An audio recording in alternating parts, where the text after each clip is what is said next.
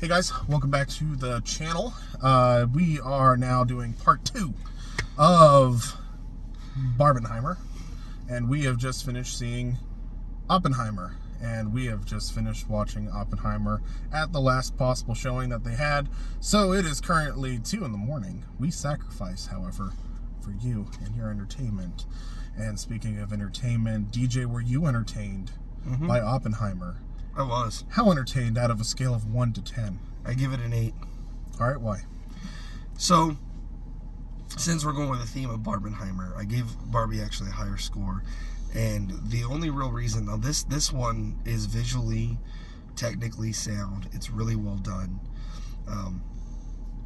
It's a fantastic biopic. And much like I felt with Air, where even though you kind of know where it's going, you know the finishing results of what happens in the project and everything, they did a really good job of raising the tension by showing how characters felt about it. They showed the tension by having the characters embody the emotions of the people that were involved in the project and the people around Oppenheimer and the way that things went. The reason I give it slightly a lesser score is because there's some elements in this film that don't need to be there, and I think it just detracts a little bit from it. That's fair. What about you? Personally, I give it an 8.5. Okay. So a little bit higher than Barbie, but this is more like in my sphere. Yeah. So that's part of the reason. But to be honest, this film is much more beautifully shot. It is taking full advantage of the fact that it is a visual medium and visual storytelling. It is a very interesting story. They do a really great job of it. The visuals are absolutely amazing. The sound, oh my word, the sound, like the way that they utilize sound in this film is very, very good, in my opinion. The acting is fantastic. Every single person plays their role just greatly. It's one of those films that you just get sucked into, and you don't realize how long it is until you do, but then they quickly remedy the situation. So it has very good pacing, but it's not a perfect film. It does have a couple of issues, and we'll get into that more with spoilers and things like that. But overall, between Barbie and Oppenheimer, if you're only going to pick one of Barbenheimer, if you just want a fun, interesting comedy and something that's bright and bubbly, definitely go to Oppenheimer. No, obviously, if that's what you want, then Barbie's probably the way that you're going to want to go. But if you want just like a very, very good film, just like you want to be swept away by the cinematic experience of it, and you're interested in historical figures and things like that, this is a great film. It's probably one of the better biopics recently.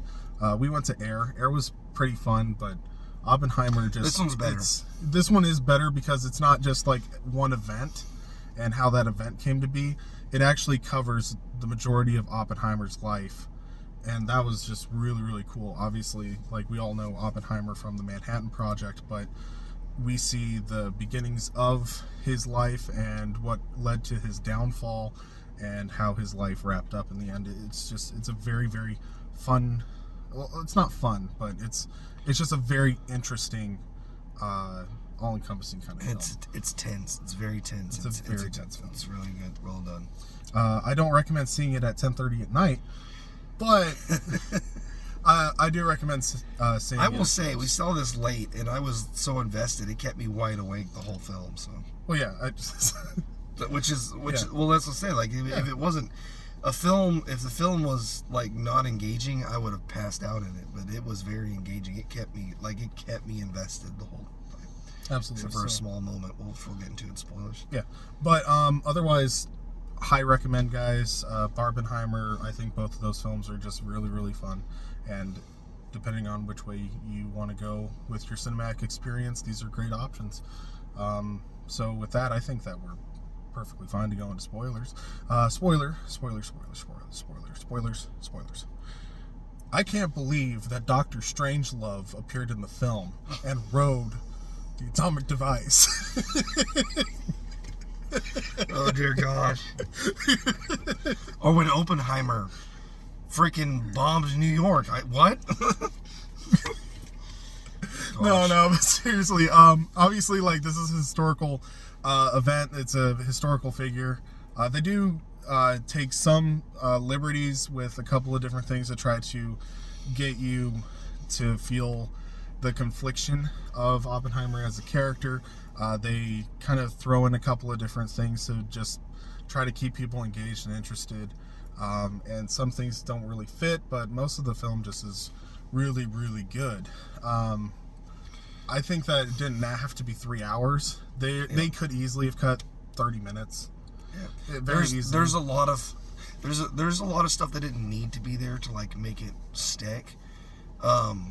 There's an unnecessary amount of nudity in it from one character, literally one, and it's like so out of place. You made the point that where it's like, well, it's trying to show that he cares more about her. The problem is every time it's done, it's in an antagonistical way. Yeah, that's fair. Every time it's shown, they're like it's in a bad moment. Like in the hearing when it's trying to show hurting the wife, or when they're like, he's basically telling her he's never going to be with her, and then she kills herself. Like all those moments, it's just, I don't know why it just doesn't need to be in there. Yeah, the nudity scenes weren't necessary. This is another one that didn't really need to be R. Like there's like it three. had to be R. I don't think so. There's 3 instances. It's about atomic war. So that is a hard topic. I think that it was rated R mostly because of the implications behind it. This is not a teenager film. This is an adult film. Just what they're dealing with. I mean, guess, but it's just, that part of the rating system. Obviously, like they probably tipped it over the edge with the nudity, but I do think that. I guess if they're gonna make nefarious R, I guess this could be makes sense to make this R. It's filmed almost kind of like a horror film. Yeah, but not horror as it's more like it's like thriller horror with like a psychological twist. Yeah, and it's more of a courtroom drama, I think, than horror. It's filmed out of order on purpose in a very clever way. So you're seeing 3 different time frames. I remember the first season of The Witcher, where they're like showing different time frames happening. They do a lot better job though of dividing those time frames, so you like don't have to know the history to follow it, because they film it in very unique styles. Well, different types of black and white, different types of camera shots, different types of color saturation to show that which time period it's existing in. And the sets, yeah, like, it's very clear when he's in his like being interrogated and stuff like that, because the building that he's in is extremely drab, and it's just a typical like what you would assume a government building would look like, where it's not painted, it's not really anything to look at. The scenery is on the people, and when you're dealing with the people, you're like, oh, okay, so this is Oppenheimer talking to like his legal representative guy, or he's literally just in the room being interviewed, interrogated. It's more of an interrogation than a interview. Well, and the film is a lot different than I anticipated from the trailers. It made it much more like it was focused on the Manhattan Project itself. Yeah. Whereas the film is definitely about like the whole life of this guy, and not just him, but everyone he influences him. Yeah. It talks about the German scientist that he ran into, and it was like when and some of the things I knew a lot of it. I did not know that he had. I knew that he was aware of what's his name, the German scientist who was on the talk about Heisenberg. I knew that he had knew of him and learned from him. I did not know that he met him like directly. I knew he took lectures from him. I didn't know that he actually had like an interpersonal like connection to him. That I thought he just took a class from him and that was it. So there were these moments that I learned a little bit about some things that I didn't know the specifics on. So that was actually kind of interesting. I was like, oh man, I didn't know they actually like met. Yeah. But I knew that like the scientific community at this time they were all. It's a lot like when they were getting the development of the airplane with Wright brothers. Yeah. The whole world was like interchanging information, and this is the same thing. And it's even like the whole Manhattan Project. Like, how much of a secret was it really? because they talk about that, because it's like every freaking physicist knows what we're doing, and that's part of the problem.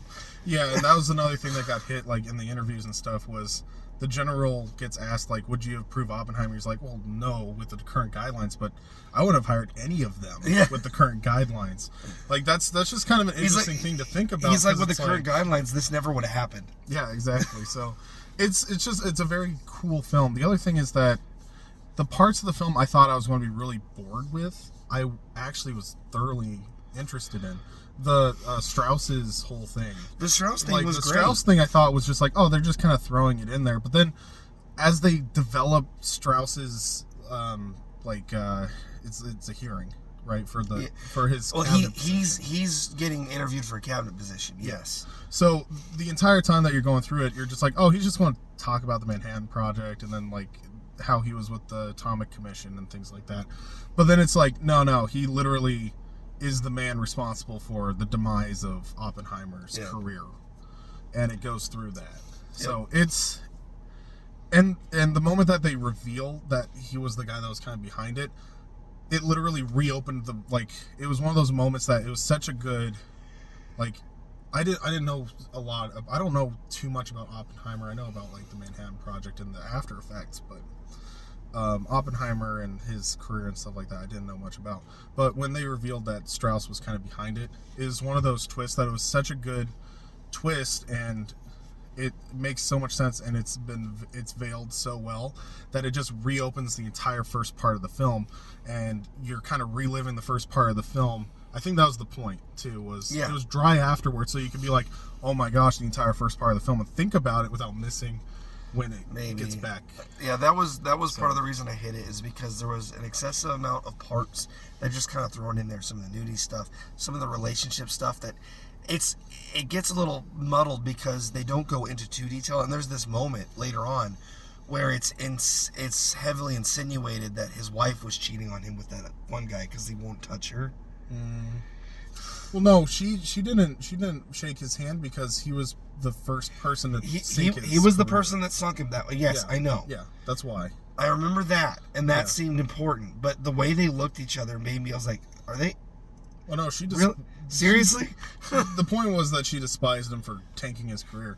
Her whole thing was she was trying to defend Oppenheimer, but literally Oppenheimer, he wouldn't defend himself. Yes, he martyred himself. And she was resentful of that, and literally the guy came to congratulate him, shake his hand and stuff, and she resented him because she knew that he did that. The climax there when that testimony is given, and the when the final conversation is finally given, what Einstein said to Oppenheimer was like a really good way to end it. Yeah. With just him seeing the potential of where this goes. It's a very haunting image. But it's one of those things that a lot of people, I don't think, realize the depths of the consequences of the Manhattan Project. A lot of us think that the Manhattan Project kind of ended with World War II. Oh, they never stopped the project. But they never stopped the project. It went on to the Cold War. And also a lot of people don't realize the vast amounts of potential that, in a way, stabilized the world, but destabilized it. It's one of those things. Like nuclear enterprise in and of itself is a stable destabilization. What it does is it makes everybody unwilling to use it. But what ends up happening is everybody just keeps fighting ground wars instead, with the threat of nuclear never letting it go too far. Yeah. What it almost did is it made wars indefinite, because it's like the whole thing of like escalation. What it can be escalated to, it makes everyone just want to develop more non-nuclear weapons to be like more technologically advanced. The problem is the reasons wars happen is the main thing, not the weapons that we use in them. And there's this moment in the film where he's like, where is it that your moral sense like took over? He's like, when I realized that we would use whatever weapon we had.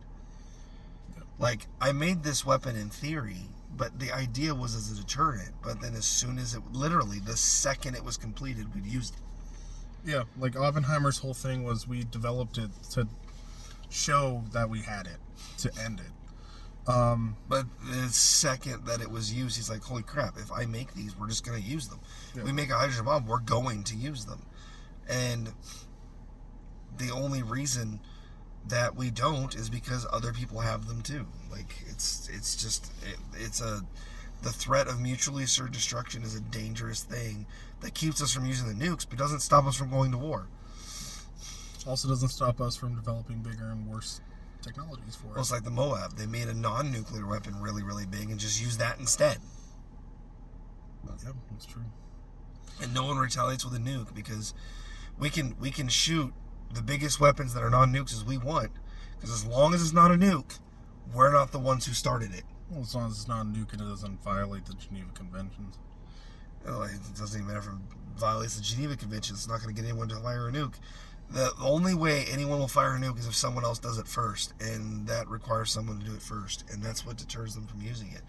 Oppenheimer kind of showed that. Like, there was a lot of this talk about deterrence and this being a deterrent for things, but it just becomes a race to who can have the best weapon first. And it just, the psychological, not the physical part or like the ramifications of that on the world, but the psychological effect that had on Oppenheimer and the people around him made that statement by Einstein so much more powerful, because that's what he's like, they're just trying to look to forgive themselves. It's, you know, we're congratulating you and saying we forgive you because we buried you. But it's not just burying Oppenheimer they're trying to be forgiven for. It's their role in the project. Well, yeah, because Oppenheimer was vocal about it at the end. Yes. Because he had the moral change. And then when he had the moral change, he decided to go against it. But the problem is that if you do such a devastating thing, you kind of have to stick with it, or you start really not liking yourself. Well, yeah, because you're the architect of your own demise. Yep. You live that's kind of almost what it's about. Like, that's why he martyred himself, because he thought, you know, if I destroy myself, people will forgive me for destroying the planet. Well, it's not just that. Yeah. It's also the fact that he's in a conundrum. If I stop supporting the thing that I made, then what did I even make it for? Yeah. So he's caught in his own conscious loop. He's like, I can't. When every time people keep asking him, that was a big part in the film. People kept asking him, "What do you stand for?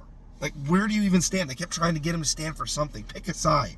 The government's like, "Join us," and the people against it are like, "Hey, we need to stop using these weapons." But he would never pick a side.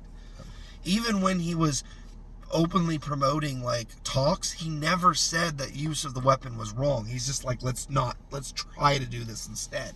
Yeah. He was always like half in on correcting his actions rather than fully in.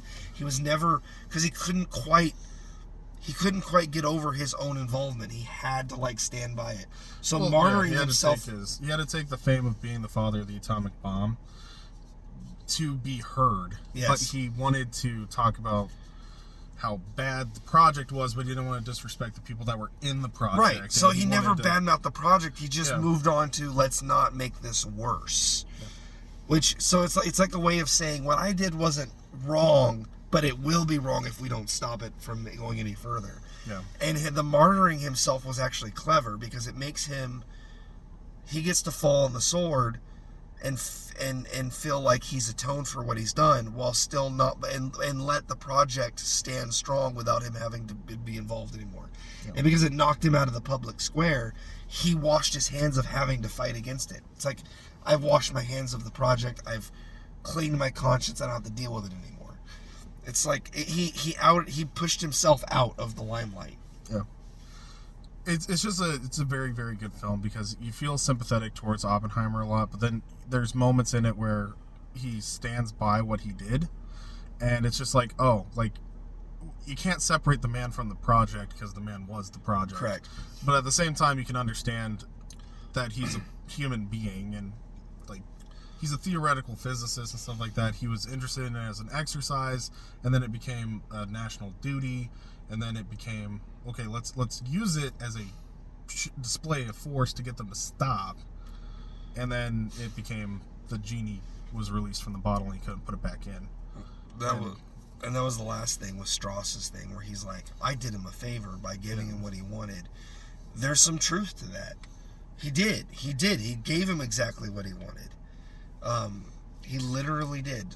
He let Strauss throw him on the sword because he wanted to get out of all of it. He wanted to get out and keep his conscience intact, and Strauss kind of gave it to him. So it's just interesting seeing that dynamic between all these characters that have different motivations, but everyone's still kind of getting what they want. Yeah.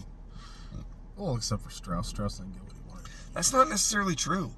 Like, he didn't get the exact thing he wanted, but he literally says, fine, they don't want me in the cabinet, I'll just keep working on this things, because he didn't lose his job. Well, no. He just didn't get the new one he wanted. Yeah, he didn't get his dream. Yeah. That's the thing. It's a very good film.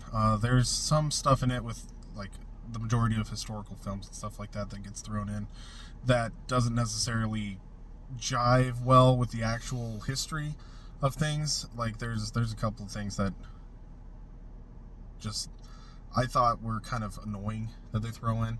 I hate the fact that literally just because, like, John F. Kennedy, for instance, was in the Senate at the time of the Oppenheimer or the Strauss hearing. That is actually that they just threw his name in there because it's just like, hey, JFK. Yeah, I know, but that actually is an important thing because he was the ringleader for the people pushing to turn. Like, he got a bunch of other people to turn. I know, but the way that they talked about him was they built him up. Well, sure, but it was so that people are like, oh, who is this? And then it's just like, it's JFK, and then I'm just sitting there like, yeah, of course it's JFK. Well, I know, but one of the reasons that's important is because JFK is one of the reasons of nuclear escalation because of the whole Cuban Missile Crisis. Yeah. So that kind of feels interesting that he helped push back against Strauss for Oppenheimer's sake, only to use Oppenheimer's thing to almost cause nuclear war when them and Russia were like escalating into the moon.